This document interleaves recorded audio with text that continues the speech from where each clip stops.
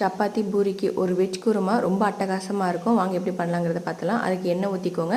பட்டை, கிராம்பு, ஏலக்காய், சோம்பு, பிரிஞ்சி இலை இது பொரிஞ்சதுக்கப்புறம் பெரிய வெங்காயத்தை சின்ன சின்னதாக நறுக்கி அதையும் சேர்த்துக்கோங்க. அது ப்ரௌனிஷாக வந்ததுக்கப்புறம் பச்சை மிளகாய் சேர்த்துக்கோங்க. உங்களுக்கு தேவையான காய்கறியை சேர்த்துக்கோங்க. நான் கேரட்டு, பீன்ஸு வேக வைக்காமல் தோலை மட்டும் நீக்கினா உருளைக்கிழங்கு நான் சேர்த்துக்கிட்டேன். உங்களுக்கு பட்டாணி, மஷ்ரூம் எந்த காய்கறி வேணாலும் நீங்கள் சேர்த்துக்கலாம். ரொம்ப சூப்பராக இருக்கும். அதை வதக்கி விட்டு அது சைடில் வச்சுருங்க. அரைப்புக்கு பார்த்தீங்கன்னா தேங்காய், இஞ்சி, பூண்டு, சீரகம், சோம்பு, மிளகு, முந்திரி, கசகசா, ஏலக்காய் இதெல்லாம் போட்டு நல்லா மையாக அரைச்சி நம்ம வதக்கி வச்சிருக்க அந்த காய்கறியோட சேர்த்து ஒரு 2 வதக்கி விட்டு தேவைக்கேற்ப மஞ்சத்தூள், உப்பு போட்டுக்கோங்க. உப்பு போட்டு 2 வதக்கி தேவையான அளவு தண்ணியும் ஊற்றி ஒரு 2-3 விசில் விட்டு இறக்கிடுங்க. ரொம்ப சூப்பராக இருக்கும். கண்டிப்பாக வீட்டில் ட்ரை பண்ணி பாருங்கள். இதை செஞ்சு பார்த்துட்டு சொல்லுவீங்க இதை விட சூப்பராக எந்த குருமாவும் கிடையாதுன்னு சொல்லுவீங்க. அந்த அளவுக்கு அவ்வளோ அருமையாக இருக்கும். வீட்டில் கண்டிப்பாக ட்ரை பண்ணி பாருங்கள். உங்கள் வீட்டில் உள்ளவங்களுக்கு ரொம்ப பிடிக்கும். இந்த மாதிரி வீடியோஸுக்கு என்னோட சேனலை சப்ஸ்கிரைப் பண்ணிக்கோங்க. தேங்க்ஸ் ஃபார் வாட்சிங்.